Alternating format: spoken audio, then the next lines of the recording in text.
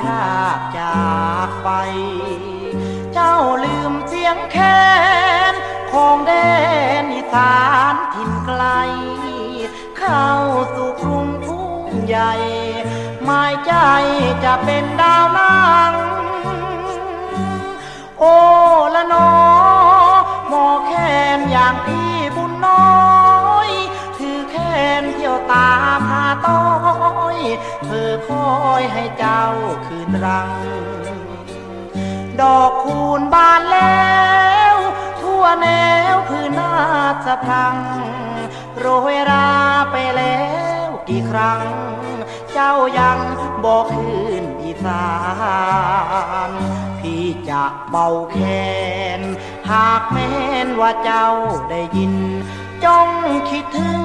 เสียงพินเสียงแคนที่กองกังวานตรันตูแรตูแรนตรันแตรแววหวานวอนให้เจ้ากลับอีสานถิ่นฐานบ้านเดิมหมู่เฮาโอ้ละนอเสียงแคนที่ฝากลงไปแม่เจ้าอยู่ไกลหรือใกล้ส่งใจถึงรักของเราหากไม่กลับมาพื้นหน้าถิ่นที่เคยเนาที่นี้จะขอนั่งเป่า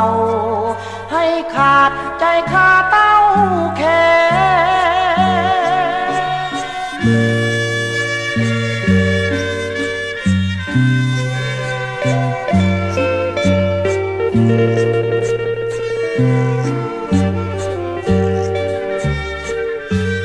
โอ้